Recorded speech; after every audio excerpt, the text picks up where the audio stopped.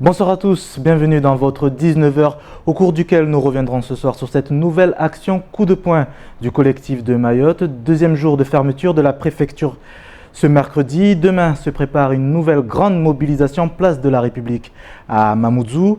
Au même moment, des élus locaux seront reçus à Paris pour faire le point sur la feuille de route Paris-Moroni. En plateau avec nous, un représentant du collectif, Saïd Moudouar, et l'invité de la rédaction. Merci de nous accompagner durant cette demi-heure d'information. Voici les titres de votre JTM. Les membres du collectif de Mayotte étaient de nouveau devant les portes du service immigration ce matin. Mais alors qu'ils s'attendaient à ce que ce dernier soit fermé, ils ont eu la surprise de voir des dizaines de personnes attendre leur tour. Ils ont alors pris la décision de fermer à nouveau l'accès à la préfecture, tout en annulant la rencontre avec le préfet. Explication. Les discussions ont repris depuis ce matin au conseil départemental. Les représentants syndicaux ont pu rencontrer des membres de l'exécutif au sein de l'hémicycle Younoussa Bamana. Les échanges ont été productifs et pourraient donner lieu à une sortie de conflit si la base valide les avancées obtenues. Le point au cours de votre journal. Football, beach volley, beach soccer, paddle, kayak, pirogue ou encore randonnée. La journée nationale du sport scolaire a été dignement fêtée aux quatre coins de l'île. Nous nous sommes rendus à Tsunzu, où un tournoi de football a réuni petits et grands toute la journée. Reportage et sourire à la fin de cette édition. La grogne populaire continue dans le département. Ce matin, une délégation du collectif de Mayotte devait être reçue par le préfet Frédéric Vaux. Le mouvement a décidé de boycotter cette rencontre. Nous y reviendrons dans quelques instants avec notre invité Saïd Moudouar. Ce mercredi, le service immigration devait réouvrir ses portes au public. Réouverture à nouveau sabotée. Sur place, Bastien Sabouret. Contre la suppression du visa Balladur qui vise à faciliter l'accès du territoire aux Comoriens, le CODIM se mobilise aux côtés d'autres associations. Hier, le préfet semble avoir promis la fermeture du service de l'immigration ainsi qu'une rencontre avec les manifestants pour 10 heures. Seulement ce matin, le service était bel et bien ouvert. La rencontre qui devait avoir lieu fut donc écourtée. Le comité a refusé l'entretien. Seules 2 représentantes sont allées à la rencontre du préfet. On était 2 qui étaient rentrés et qu'on a discuté avec le préfet. Par contre, on n'a pas discuté grand-chose. On lui a tout simplement fait part de la déception des autres et on a dit qu'on ne peut pas discuter tant qu'on n'a pas vu de signes forts. Le service de l'immigration est ouvert aujourd'hui. Impossible pour autant de s'y rendre. Les manifestants se sentent trahis et bloquent toute entrée au public. On est là, on ne sortira pas d'ici jusqu'à nouvel ordre. Si le préfet n'a qu'à monter là-haut, en France, là-bas, ou je ne sais où, pour dire que voilà, les Maoris n'en veulent pas. Qu'est-ce qu'il est là à nous appeler pour une réunion de merde? Il ne pourra rien nous dire, rien de plus, comme d'habitude. On est là, on fait un sit-in. Voilà. La population mahoraise se sent délaissée des autorités. Un second appel au rassemblement est même passé via les réseaux sociaux. Il aura lieu demain matin, place de la République. On se mobilisera également du côté de la préfecture afin de fermer de nouveau l'accès au service de l'immigration. 20 000 Comoriens sont reconduits aux frontières chaque année et les chiffres ne cessent d'augmenter. La mobilisation reprendra demain dès 6 heures. Bonsoir Saïd Moudouar. Bonsoir. Bienvenue dans ce 19h. Alors ce matin, une délégation devait rencontrer le préfet Frédéric Vaux. Vous avez décidé de renoncer à cette rencontre. Pour quelles raisons précisément ? C'est tout simple, c'est que le préfet Vaux était d'accord pour qu'on suspende toute régularisation ou toute instruction, en tout cas aujourd'hui, jusqu'à ce qu'on ait fini la discussion concernant ces dossiers. Quand on est arrivé ce matin vers 8h, 8h30, le bureau fonctionnait normalement. On a considéré que le préfet nous a encore une fois méprisés. Il a fait ce qu'ils ont l'habitude de faire. Donc nous aussi avons dit, nous n'avons plus besoin d'aller voir le préfet et de discuter avec. Pourquoi aujourd'hui vouloir à tout prix fermer ce service de l'immigration ? Ce n'est pas absolument fermer le service en lui-même. C'est suspendre le fonctionnement, du moins jusqu'à ce que le contentieux qu'il y a actuellement en ce moment soit d'abord dégagé. C'est quoi ? Nous nous avons observé il y a quelques jours à la télévision en direct que les deux ministres franco et comoriens ont signé une feuille de route au mépris même de l'avis des Mahorais et des élus mahorais. Donc, arrivé à ce stade de cette situation, la France a jeté elle-même un pavé dans la mer, dans l'étang. Maintenant, tout le monde est éclaboussé. Le Mahorais n'est pas d'accord. Même si le Mahorais n'est pas ce qu'on pense raciste, nous aimons tous ceux qui viennent chez nous. Seulement, quand ceux qui viennent chez nous nous aiment aussi et nous respectent. Vous vous sentez haï, détesté au moment où on parle? Méprisé. Méprisé. En ce moment même, lorsque le préfet dit « Vous allez venir demain à 10h, on va discuter », on suspend l'instruction des dossiers de régularisation. Je ne vise personne en particulier. Dossier de régularisation. Et contrairement à ce qu'il dit, il passe dessus, il continue de faire fonctionner ce service comme si de rien n'était. Comme s'il ne s'était même pas engagé à nous rencontrer. Si ce n'est pas du mépris, je me demande ce que c'est. Alors ce jeudi, une nouvelle grande mobilisation est prévue place de la République à Mamoudzou. Quel sera l'objectif? Confirmer cette démonstration de force qui a lieu lundi prochain, une mobilisation qui avait réuni plus de 6000 personnes, me semble-t-il. C'est surtout alerter notre gouvernement, le gouvernement de notre pays, de faire comprendre que nous ne lâcherons pas un iota de ce combat. Nous le mènerons jusqu'au bout. Qu'on ne s'y trompe pas. Pensez qu'en agissant comme on le fait, le Mahorais va se dire, parce que c'est ce qu'on dit tout le temps, oh, de toute façon, demain c'est un nouveau jour. Non, non, c'est fini le nouveau jour, parce que tous les jours aujourd'hui sont moroses. Nous étouffons, nous sommes asphyxiés, pas comme certains le pensent, mais nous sommes tout simplement asphyxiés par ce qui se passe. Nous ne sentons plus chez nous. Nous sommes devenus des étrangers chez nous. Nous avons peur de parler. Nous avons peur de sortir le soir pour aller aux toilettes. Nous savons très bien que nos toilettes, en général, c'est des toilettes dont on est obligé de quitter la maison pour aller à l'extérieur. On a peur d'y aller. Peur de quoi? De surprise. Alors, que peut-on faire pour éviter cela? Chacun a mis en place son collectif. Chacun sa petite musique, mais un jour, on est obligé de se rencontrer et de mener un seul débat, une seule lutte. Donc, demain, nous allons essayer de lancer un message très fort. Nous espérons que les gens vont venir nombreux, massivement, pour faire comprendre que ce n'est pas une affaire d'une seule personne ou de 2 ou 3 personnes, mais c'est l'affaire de tous les Mahorais à l'intérieur comme à l'extérieur. Nous lançons un appel à tous ceux qui se considèrent Mahorais de venir nous rejoindre demain. Alors, une affaire qui fait réagir notamment de nombreux élus, à l'image de Nadjim Amada, candidat vaincu au sénatorial. Je vous propose de l'écouter et vous réagissez ensuite. Entre les 2 tours, et c'est pas un secret, vous avez dû recevoir les textos entre les 2 tours dimanche, c'est qu'il faut tout faire pour faire barrage aux Comoriens pour ne pas qu'ils passent. Exact. Et c'est ça qui a fait chuter mon score, si je puis dire, au 2e tour. Mais je continue mon combat. Moi, je suis sincère avec moi-même. J'étais là devant les caméras, avec Younous Omarji, le député européen, en train de signer la pétition pour dire que le visa outre-mer, Balladur, il faudrait certainement pas le supprimer parce que je connais la situation de ce territoire. Donc aujourd'hui, moi j'ai un combat, je le livre avec les Mahorais, aux côtés des Mahorais, et donc la question est cruciale parce que quand je vois... j'ai entendu hier les 2 parlementaires, je ne comprends pas leur positionnement sur ce visa puisqu'on nous a dit qu'il faut sans doute le réformer, il faut sans doute l'étudier de nouveau. Moi, ma position, elle est claire, je n'ai pas d'ambiguïté. Il faut maintenir le visa parce que c'est le signe de la souveraineté d'un État. Un État souverain a des frontières qui sont protégées par un visa. Ouvrir le visa, ça veut dire qu'on ne protège pas son État. Saïd Moudouar, votre réaction au propos de Nadjim Amada? Je suis complètement d'accord avec lui. Qu'on ne parle pas de visa, parce que, d'enlever le visa Balladur, Parce que de toute façon, les frontières qui ne sont pas surveillées, c'est un pays, c'est même plus une passoire. C'est un petit peu n'importe quoi. Il n'y a pas un seul pays au monde, comme il le dit si bien, il n'y a pas un seul pays au monde qui n'a pas des frontières surveillées. La seule condition pour dépasser cette frontière, c'est ce fameux visa.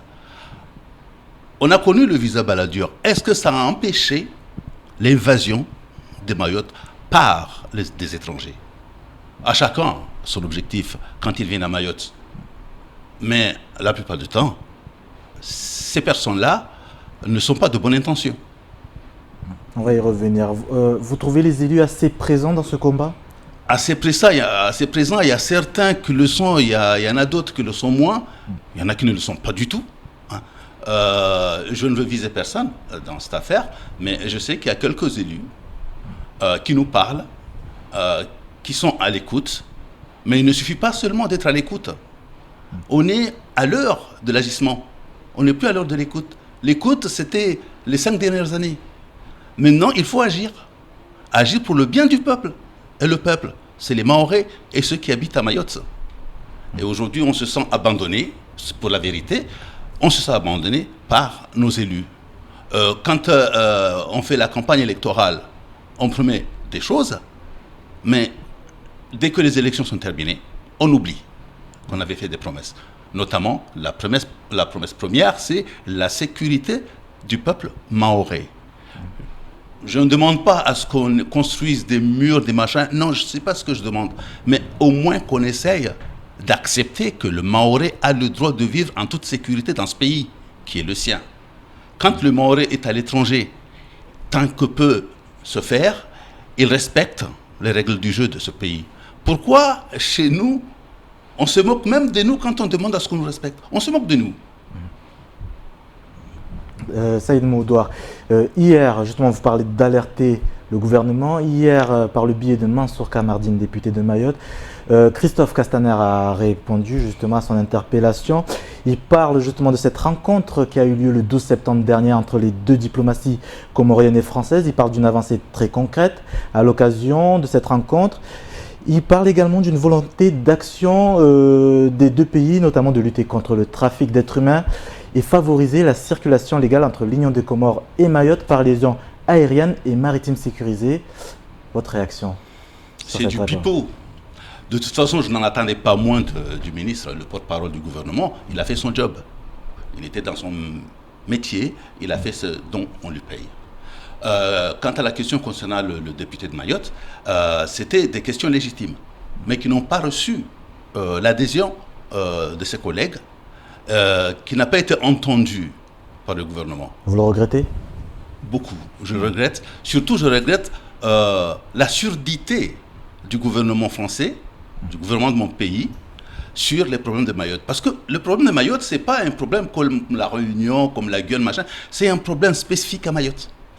Donc, on ne devrait pas le traiter comme si c'était un problème lambda. C'est un problème grave, aigu, pointu, qu'il faut voir de près. Et éviter, arrêter de mettre les uns contre les autres dans ce pays. Parce qu'en fait, ce qui se passe, c'est quoi?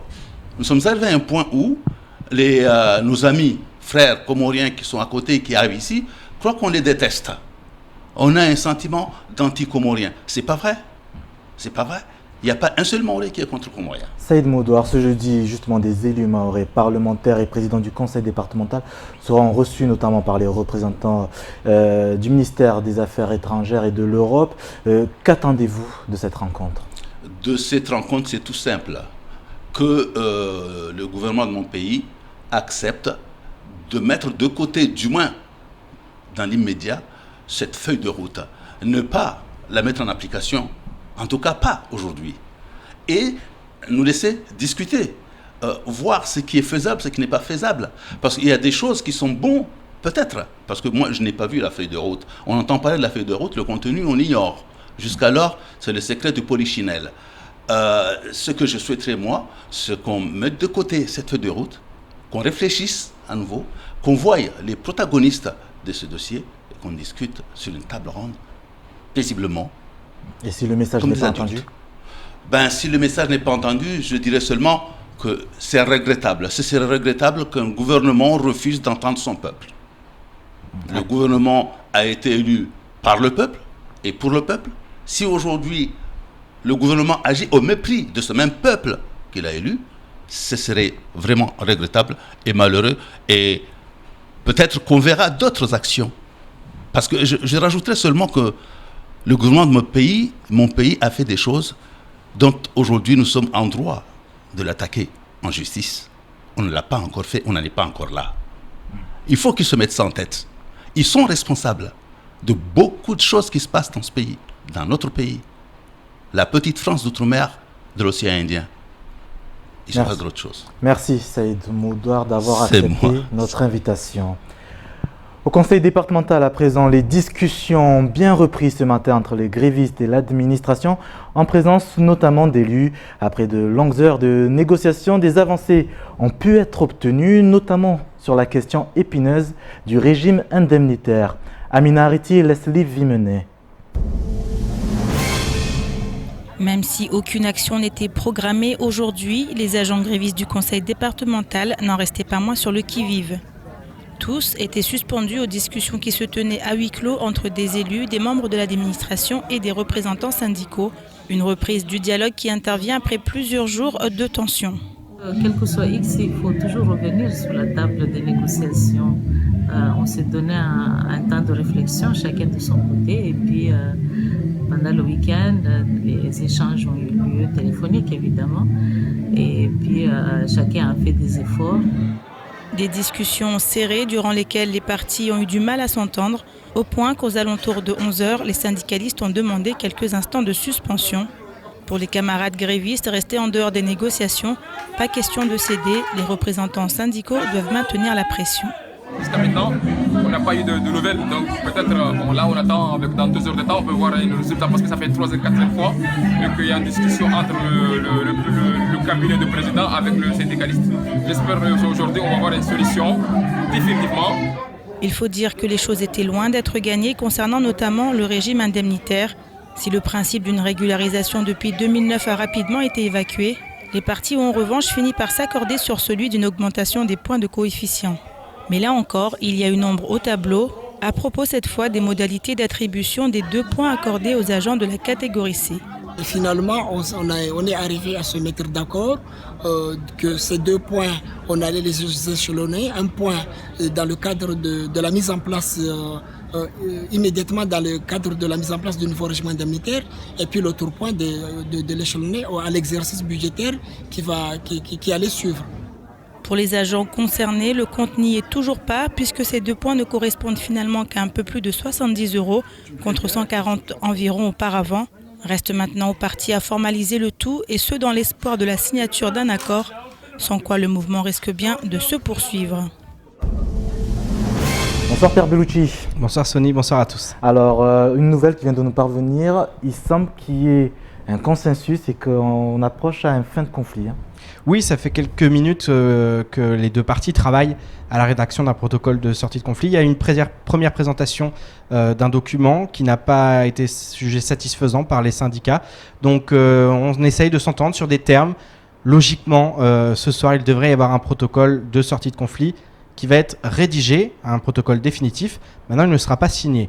Il sera présenté demain matin à la base, donc à l'ensemble des grévistes, qui décideront ou non si c'est satisfaisant et s'il faut poursuivre le mouvement. Les négociations, en tout cas, ont repris depuis ce matin. Il y a eu des discussions, il y a eu beaucoup d'avancées, on l'a vu dans le reportage.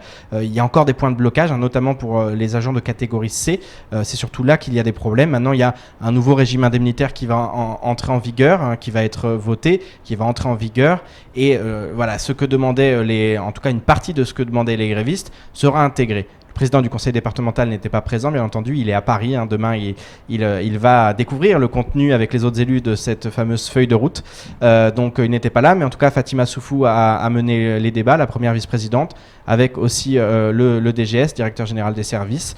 Donc, ça a bien avancé. Maintenant, c'est vrai que la base était encore réticente. Il y a encore quelques minutes, ils avaient un peu du mal sur déjà l'accord de base qui avait été trouvé. Donc, on va voir un peu ce que ça donne demain matin. Ça risque d'être quand même assez agité dans l'Assemblée parce que tout le monde n'est pas d'accord. Certains veulent poursuivre le mouvement. Ils étaient très stricts sur ce qu'ils souhaitaient et vraiment ce qu'ils voulaient voir dans ce protocole de sortie de conflit. Donc on va suivre de très près. mais il se peut tout de même que, je pense qu'il faut être optimiste, que demain il y ait une fin de conflit au conseil départemental. Merci Pierre pour ces précisions. Tourisme à présent, depuis hier et jusqu'à vendredi, le Salon international de l'industrie du tourisme a pris ses quartiers au Parc des Expositions à Paris. Cette 39e édition s'annonce sous les meilleurs auspices puisque les salons a fait peau neuve grâce à des nouveaux villages thématiques et des nouveaux exposants. Comme chaque année, Mayotte est représentée par le comité du tourisme. Sur place, notre correspondant Maurice Essé, au commentaire Pierre Bellucci et montage signé Leslie Vimenet. Le départ du salon Top Reza a été donné hier à Paris. Pour l'occasion, plus de 550 stands ont pris place dans la halle du Parc des Expositions. Mayotte, à travers le CDTM, participe à cette manifestation depuis plusieurs années. L'occasion de rencontrer les professionnels du secteur et de promouvoir la destination Mayotte au sein d'un salon international.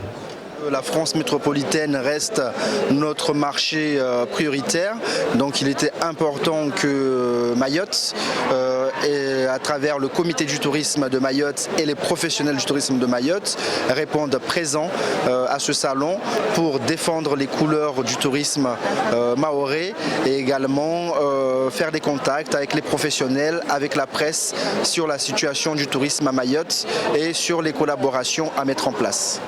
Un travail initié de longue date et qui s'appuie sur les atouts naturels de l'île tels que son lagon, mais pas que. Les atouts de Mayotte, c'est également sa culture, son patrimoine, donc hérité à travers la langue, à travers la gastronomie, sans oublier qu'on est un département français et une région ultra-périphérique, ce qui permet de rassurer les compatriotes métropolitains, de savoir qu'ils vont venir dans l'océan Indien, un voyage long courrier comme on dit, mais tout en étant en France. Mayotte est une île française, mais qui reste, cela dit, en développement. Le comité du tourisme doit donc adapter ses cibles en fonction des capacités d'accueil actuelles du département. On fait un travail effectivement de fond sur le plan local, en travaillant avec les autorités politiques, notamment les intercommunalités qui viennent de se mettre en place, avec le conseil départemental de Mayotte, pour mettre en place le développement touristique de Mayotte. Sur le plan hôtelier, effectivement, nous avons besoin de faire un travail beaucoup plus important, puisque nous avons conscience que notre capacité d'hébergement, notamment en matière d'hôtel, n'est pas encore à la hauteur, mais un travail se fait avec des projets qui sont en route pour qu'on puisse dans les prochaines années avoir les structures au standard international pour accueillir les visiteurs. En effet, en matière de tourisme, l'objectif est clairement défini. Mayotte possède les atouts pour briller à l'échelle internationale, même si le chemin est encore long, et passe par ce Top Reza à Paris. 19h et bientôt 24 minutes sur Kwezi TV. Merci d'être avec nous. À présent, état des lieux du reste de l'actualité de ce mercredi dans les brèves de Pierre Bellucci et Leslie Vimenet. Hier à l'Assemblée nationale, la ministre des Outre-mer, Annick Girardin, a été interrogée par le député Mansour Kamardine sur le mécontentement des Mahorais à propos du visa gratuit entre Mayotte et les Comores. Le parlementaire s'est à nouveau dit très préoccupé et perplexe quant à cette feuille de route qui, selon lui, ne va pas dans le sens d'une lutte contre l'immigration clandestine. En réponse, Annick Girardin a expliqué qu'il n'y a pas de tabou dans la lutte contre l'immigration illégale à Mayotte.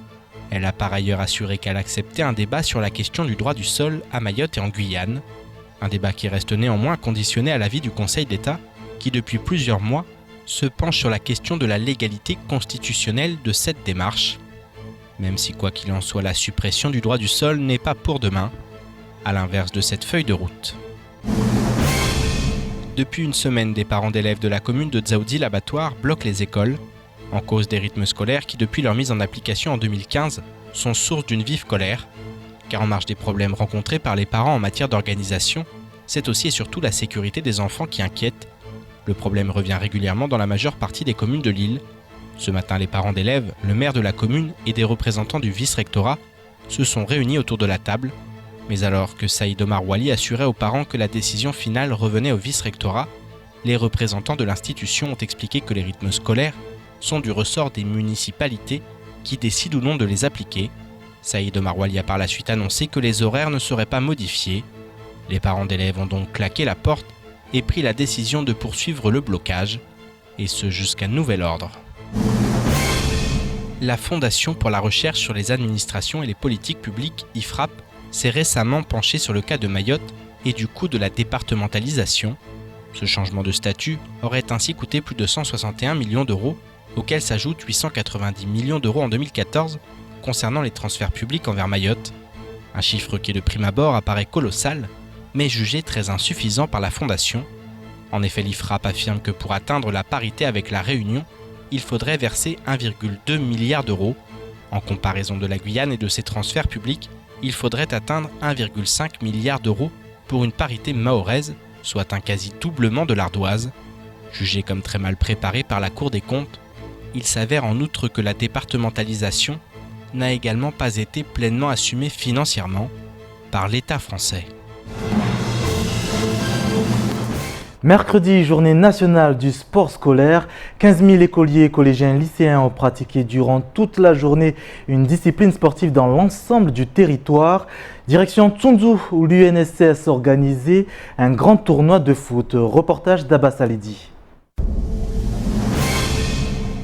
Journée sportive ce mercredi pour les écoliers du département. À Tsunzu, au menu du jour pour les jeunes filles et garçons, tournoi de foot. L'occasion d'une approche de la pratique sportive par l'UNSS et l'UCEP.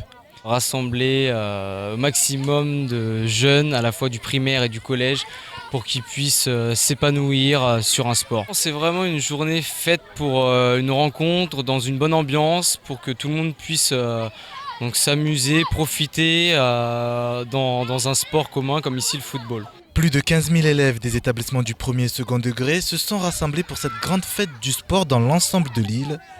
Des petits et grands très heureux de se retrouver.